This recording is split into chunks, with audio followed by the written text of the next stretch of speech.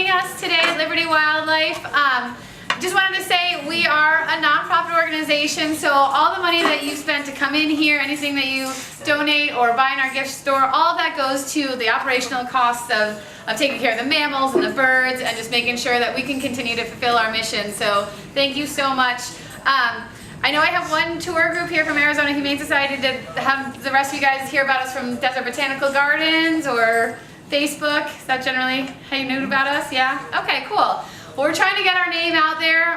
We've only been open to the public for the last year and a half, so this is all fairly new, and we're trying to change things up every month. This is a mammals month, but next month is rehabilitation. We'll have two of our veterinarians here to talk about some of the stuff they see in the hospital. So we're trying to have different themes every month so that it's different when you come back. No visit's ever going to be the same because you'll have different birds out each time and different things in our medical window. We do have, on Friday the 21st is our monthly movie night, and we'll be showing Rudolph the Red-Nosed Reindeer and the original Grinch Who Stole Christmas. It's a free event. Doors open at 6 o'clock, and we're going to have ornament making. Some of the birds will be out, and then we'll have the movie in the amphitheater so everybody comes bundled up and we watch both those movies. So hopefully you guys can come back. Again, it's free, it's fun for families and the kids, especially as we're getting into the holiday season. So just keep an eye on our websites and our Facebook and our Instagram, and you'll find out about all the fun events we have, including the one today with Miss Holly Hicks. She's been a volunteer with us for a couple years, a while. Over a decade now. Yeah. Really dedicated. We love having her here. She is one that just can go right to work and doesn't get led around. She can pretty much run the place when we're not around. There's only 5 of us that are actually paid to be here, so we depend on volunteers like Holly to really keep this place running. But she's also, her real job is as a small mammal biologist at Game and Fish, and so she works a lot in the field with the Black Footed Ferrets and the black-tailed prairie dogs, and she's going to tell you a little bit more about those little masked bandits today. Thank you. Thanks, Laura. Hi. So as she mentioned, yes, I am a small mammals biologist. I work for the Arizona Game and Fish Department. I work with a lot of little critters in the state that people traditionally don't think about. So, you know, Game and Fish is always known for their hunting and their fishing. So you think of a lot of our big game species, but you forget about a lot of little non-game critters that need also to have some management and monitoring. Otherwise they end up on the endangered species list, or like what we do, we try to recover a lot of endangered species. So a lot of the work I have is with prairie dogs, both black-tailed prairie dogs and Gunnison's prairie dogs, black-footed ferrets. We also have a couple of other endangered species in the state that I work with in New Mexico, jumping mouse and Mount Graham red squirrels. So between all of that, I keep very, very busy, but today I'm going to specialize on ferrets. But when you talk about ferrets, you can't help but talk about prairie dogs, so you're going to hear quite a bit about both of those today. So, I guess we'll just get started. I've got the right one here. You have to like face it right onto the sensor. Where's the sensor? It's on this side.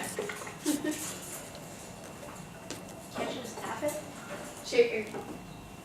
Okay, then I'm just going to touch. There you go. It's smart. I like smart. Smarter than me. So, black-footed ferrets. You know, they evolved 3 to 4 million years ago with a couple of other different mustelid animals. So the Siberian polecat, the European polecat, the black-footed ferret, they are all very related if you go back through, just a couple years. But the black-footed ferret, it was the only one that managed to migrate through the Bering Strait into North America. And so you can see they're all look pretty similar, and this one right here is a domestic ferret right there, but they all look pretty similar, but the black-footed ferret is the one right here that we're going to talk about here. So they only showed up here in North America about 100,000 years ago. So they were first really documented, described, painted, articulated very well in the picture right here that Audubon and Bachman did back in the late 1800s.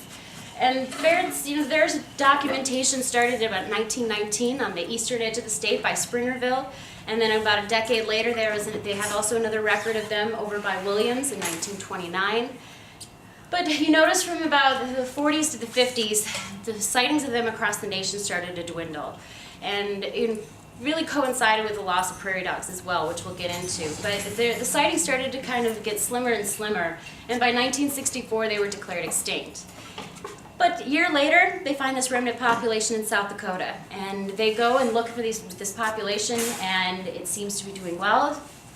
imagine that, it's a miracle, they found them. But for whatever reason, this population started to decline as well. They tried to take them out of the wild, to try to put them in a captive breeding, but for whatever reason, everything was unsuccessful. That population failed. So again, declared extinct the second time in 1979. Pretty unique and shows how elusive this critter is, that it can be declared extinct twice. And in 1981, then they found another population in Meeteetse, Wyoming. And this population also, they noticed, seemed to be on the decline. So they quickly moved, they went out, they grabbed what was left of this population, and they brought it into a captive breeding facility. So what was going on? Why were we losing all these animals? There's really three major things that were happening across the landscape. One, we had a lot of habitat loss happening, agricultural conversion, cattle coming in, things like this. Ranching and farming was becoming a very big thing. And with that becomes a lack of prey. And I'm going to get a little bit more into that and both the disease issue here in a few minutes. But between all three of these, we were seeing huge declines in this population. So prairie dogs are by far the favorite of black footed ferrets. They not only rely on them for shelter, but they are the main prey. For whatever reason, they love the taste of prairie dog. It must be delicious. So they rely on them heavily. So when you start seeing declines in prairie dogs, you in turn are going to start finding declines in the black footed ferret. But in the late 1800s, it's like I was mentioning, the cattle were coming in, ranching operations were going on, agricultural conversion was happening. We needed to feed the people. And especially when you get into like the 1930s, the dirty 30s, when everything was falling apart, people were desperate. There was just a major campaign across the West to get rid of as many prairie dogs as possible, not knowing the impact it was having on other species as well that depend on these prairie dog colonies for, like I said, food and shelter. So they had eradicated almost 98% of prairie dogs by the 1970s. It's huge across, and there's a lot of that you can't do anything about. There's a lot of that agricultural conversion, if you go across the plains, that that those croplands aren't going to be turning back. So it's really important that we focus on the grasslands that we have left to make sure that those are saved. And that, yeah, we're never going to have prairie dogs across a lot of that range, but to keep them where they're needed still. They're still an important part of the ecosystem that we need to have. Okay. So I mentioned disease. Everybody's heard of plague, Black Death, but nobody really thinks about the fact that it's still present in our system today. It came over to you, it's not a native disease that we've learned to evolve and adapt with here in the United States. It was introduced in the early 1900s came on with rats in the boats into San Francisco. Had plague epidemics that occurred along the West Coast in San Francisco and LA in the early 1900s. And it wasn't really until the advent of penicillin, antibiotics, that we started to stop seeing plague. But that didn't mean that it disappeared. It just meant that people aren't getting it as often anymore. But the rodent population still carries it, and it was still expanding eastward across the United States. But like I said, without people dying about these big outbreaks, it's really just not heard of or known about as much anymore. But it has landscape level impacts. It decimates prairie dog colonies, it decimates ferret populations. It is a difficult disease to predict and to manage for. Just because we don't know enough about it, again, it hasn't evolved in our system long enough that we know how to deal with this. And this is an interesting map right here. This is from the CDC, and these are all human plague cases that have occurred across the West over about 40 years. And like I said, people don't think about it, but we are actually in quite a bit of a hot spot for plague cases here in the United States. And we deal with it a lot in our world. Albuquerque, I know they somehow seem to have a lot of cases that come out of here. And people just sometimes aren't even thinking about the fact that they have it. I mean, we don't go to your doctor when you feel well and think, I should ask them if I have plague. But a lot of times if you do spend any time at prairie dog colonies or your pets have and they come around you, it's something to think about when you're not feeling well within a week of being out in a prairie dog colony. Something that we deal with a lot in our job. We're always kind of very aware of how we're feeling after we've been out working. So it's been a challenge to ferret reestablishment. I mean, how can you recover a species when their prey and their shelter is constantly being depleted by a disease that we barely know how to manage? So I'm going to swing back. We talked about how we pulled those animals from the wild, and what are we going to do with those animals after we've pulled them? So we needed to be very organized in your captive breeding. You know, if you've only got a handful of individuals, there's about a dozen animals that we pulled from the wild, not me, but those were biologists back in the day, and only about a half of those were even breeding, capable of breeding. So to prevent genetic mutant breeding, you need to have a very structured system on how you're going to breed those animals and the offspring that are going to come from them. And we have 6 different zoos and organizations across the United States that help with this captive breeding, and one of them is even here in Phoenix Zoo. Although you don't see them, they're not on display when you go down to the zoo. Behind the scenes, they are doing a quite intensive captive breeding program, which contributes to the populations that get released across the United States. So those initial ferrets, they all came from that that remnant population in Wyoming, and they have been producing thousands of kits now over the years and releasing them across the United States. Get this right here. So after captive breeding, they've never been in the wild. You need to know that they can hunt. They need to know that they can kill something. Unfortunately, yes, these are predators, so they have to kill something. So they come out and put them in these preconditioning pens at about 90 days old.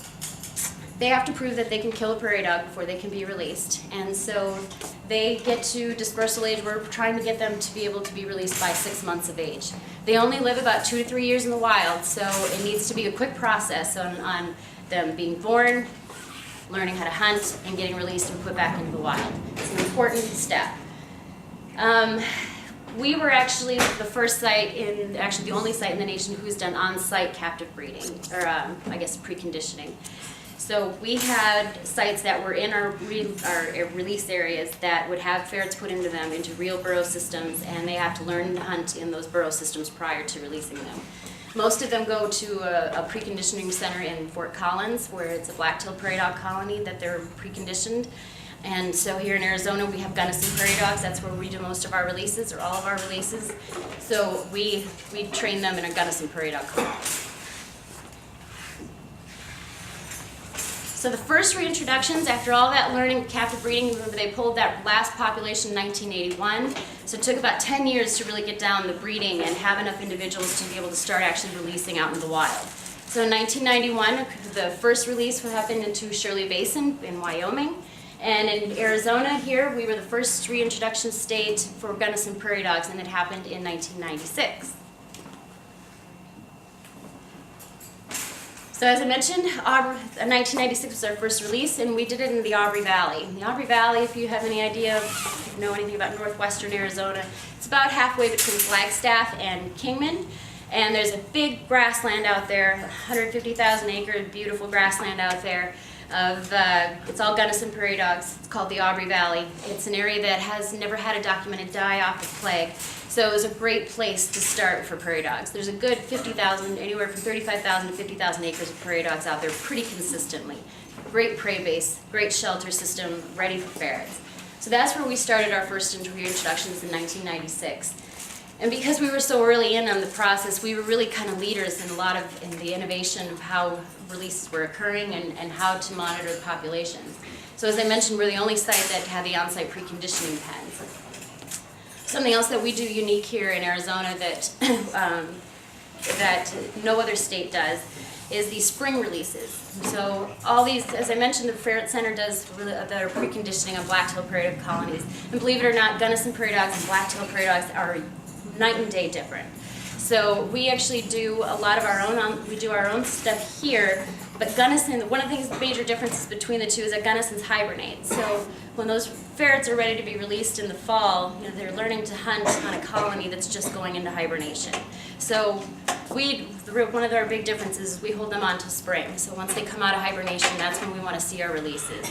We want to have females and males having been paired. We want a female that's pregnant going out in the wild and giving birth to kits that are wild, that have never ever seen captivity. So this is all processes that are very unique to us here in Arizona that no other state does, mostly because most of their release sites are black-tailed prairie dogs. They're not hibernating, they're not dealing with our same things. We also do this very detailed density mapping method, which I'll get into in a little bit. And another thing that's unique for our state is we have actually a hunting closure for prairie dogs. A lot of states, you can go out and hunt prairie dogs, you can shoot them year round, no bag limits, whatever. Here in Arizona, we actually close it during the breeding season, trying to allow those pups to get a chance to come up, because the pups are really what the best prey for ferrets are. So we started our releases in '96. Our first wildborns were found in 2001. And after that, our population just kept increasing year to year, and U.S. Fish and Wildlife declared the Aubrey Valley a successful site in 2009.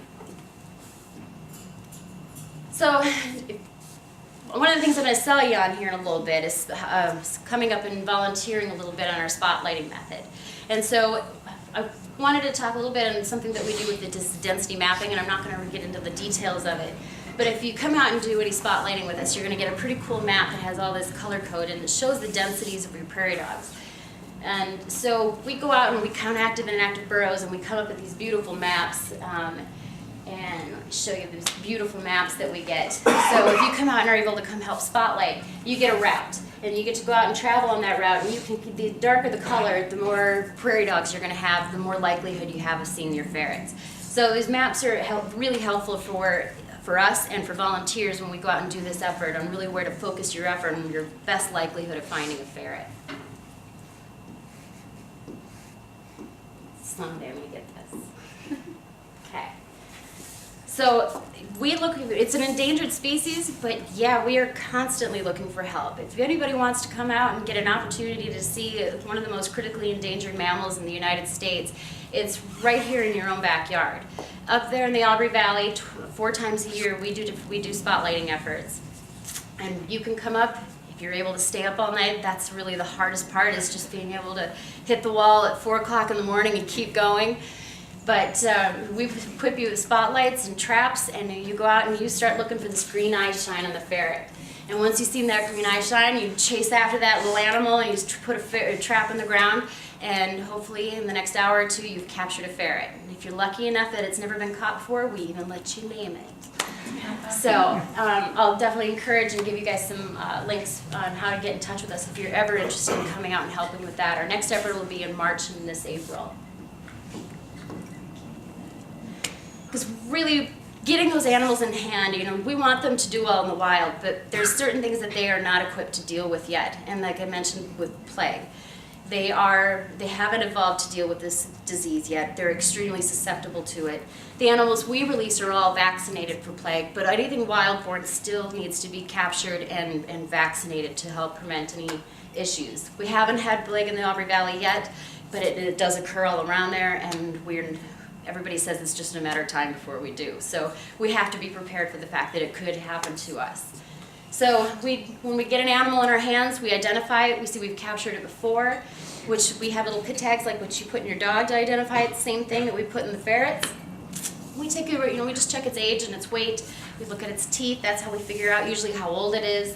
Just a general overall look of its health. And then, like I said, we can make sure and give those vaccinations. That is the #1 reason that we want that animal in hand, is to make sure that we have everything vaccinated. So we have gone beyond the Aubrey Valley. We have been doing some work up in the SB Ranch, and this is just off of the Grand Canyon, northwest of Williams, this area. We did our first releases there in 2007, but unfortunately this site, we just have had issue after issue with disease, plague reoccurring every few years. Anytime we do releases and we try to get a population going, it seems like we have plague come through and just either wipe out our prey or wiping out the animals themselves. So we've had numerous challenges with the SB Ranch. But we have some tools that we're using that we're trying to get this site back up on its feet. Because it is, as you can see, it's a big, beautiful, large grassland that has great potential up there. It's just getting the plague under control that's really our biggest challenge. So one of the things that we've been doing is dusting. Plague is transferred by fleas. You can't plague is, if the fleas just start hopping around, they're biting all the animals. And once you start having die-offs of your prairie dogs, then they start just looking for the next host, coyotes coming through, badgers, whatever, and they're hopping on those things, and they're just keep moving. And they keep moving that plague further out and further out. So what we try to do is we go up with an insecticide, and we're putting it in the burrows, and it kills all the fleas, and it's pretty effective for a good 9-10 months of the year. But it's extremely expensive to put out. It's very time-consuming work. it's putting a pesticide out, which we're not thrilled about, because you're not just killing just the fleas and the burrows, you're killing other arthropods and things like that. And after a long-term use, you start getting, your fleas start building up resistance to it. So it's becoming ineffective in a way after a while. So we need another tool beyond just dusting. And so the USGS, the National Wildlife Health Center, and University of Wisconsin came up with a plague vaccine. We have one for ferrets, but we didn't have one for prairie dogs. And then the issue with prairie dogs is, how do you even begin to trap every single individual and inject them with something? It's not feasible, it's not reasonable. So what they came up with is an oral bait, something that we could just throw out of airplanes and just distribute wherever. And the animals just pick it up, they eat it, and then they're vaccinated. That way we're not having to handle a whole ton of animals. It's something that they're kind of doing on their own. All we have to do is just get it on the ground, is really what we do. Peanut butter flavored. I mean, what mammal doesn't like peanut butter? So that's a bonus. They're definitely eating it out there. So far it's showing no ill effects on any non-targets, so the other coyotes that are out there, raptors, things like that. Anything else that's eating those animals and depending on the burrows, the little other rodents that are out there eating those things. It's not showing any ill effects on anything else. And we're hoping, you can deliver it by hand, by ATV, and we're even going to be possibly talking drone or, out of airplane type distribution. So easy thing where you can get it done in a couple of days rather than weeks long of walking around and doing dusting. The benefits of SPV then also, it's really enhancing all of our grassland conservation, all of our ferret, prairie dog work that we're doing trying to recover them. It's really making our jobs more efficient. It's reducing the amount of pesticides we're putting out on the ground, which is definitely a bonus, not something that we're thrilled about doing. And by keeping those prairie dogs alive and allowing the fleas to keep biting them but not infecting them, those fleas are no longer looking for another host. So as long as you've got the prairie dogs still alive, they're going to stay on those prairie dogs rather than jumping onto the next thing that's coming along. So it's reducing the spread and the risk of other people to getting exposure to plague. So it's boring talk, when we go out and we do a lot of releases of endangered species, a lot of people ask us, how do I deal with having an endangered animal on our property? And so we do have tools in our toolbox to use with landowners so that we can get animals on the ground and it won't impose on their ranching behavior, their private property activities.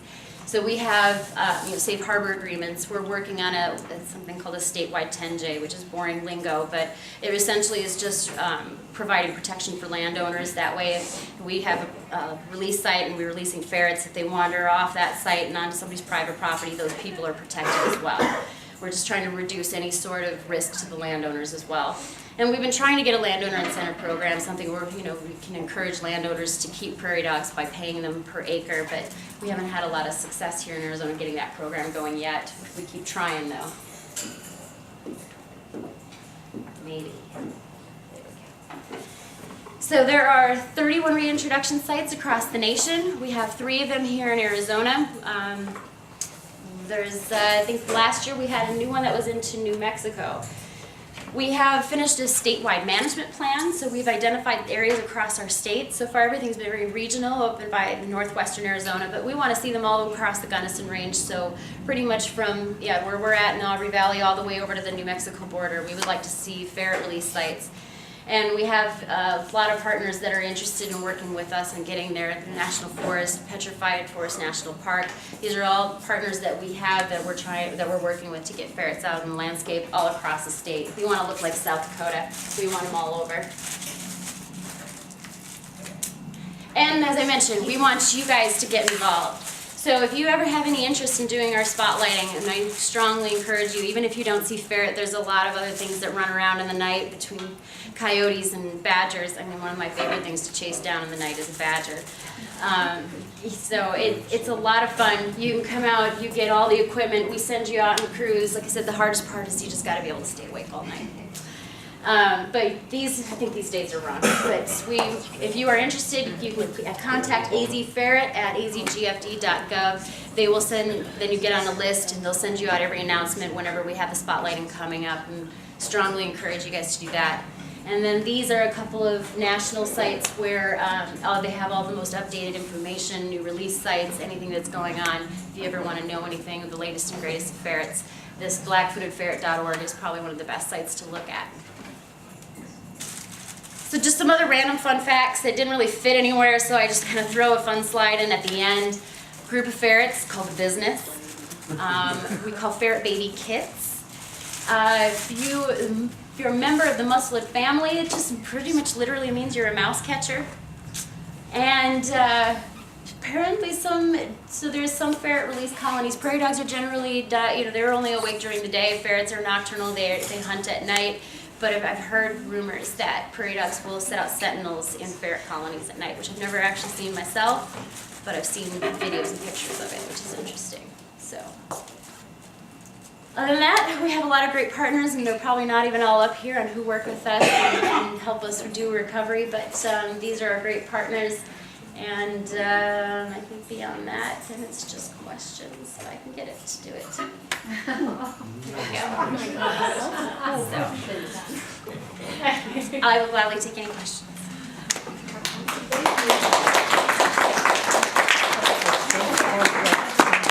What's that? Skunks, are they part of the same Yep. family? Yeah. Skunks are in that mustelid family, those stinky animals. Yes. When you mentioned that the prairie dogs would set off sentinels, what does that mean? It means they kind of post somebody up to keep watch all night. It's not a typical behavior to see a prairie dog out at night, so to see one on a burrow keeping watch is definitely unusual. Yeah. Does the ferret have to actually catch them above ground, or do they go down into the burrows? I describe ferrets as being very lazy, and that's why they're nocturnal. They go after, and their main prey is a prairie dog. So they go after an animal that's sleeping at night. They just snatch them up by the neck while they're sleeping. They're just a lazy predator that just said.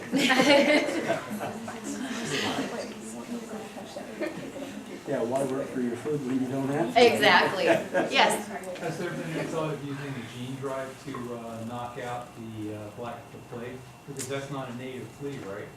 There has been. Fish and Wildlife is working with a company in California to make, I think they jokingly call the Franken ferret. It takes just the genes of I think it's the polecat has evolved with plague, so they are plague resistant. So taking that gene out of the polecat and mixing it with the ferret, so your ferret's still 99.9% black-footed ferret, but because it's been modified, they would be not a pure ferret. They'd have that polecat.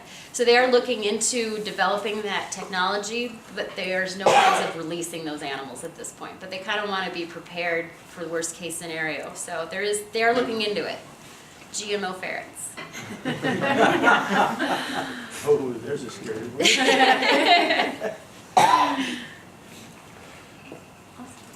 All right. Well, thank you guys again. Thank you, Holly, for coming in. Come back again. Take a look at our panels here. We don't have the black-tailed prairie dog, but we got the Gunnison's prairie dog. We also have an Avert squirrel, which is the one in the middle. Her name is Spaz. Carl's the prairie dog. Spaz, the Avert squirrel's in the middle, and then we have Gizmo, the Arizona gray squirrel. So just some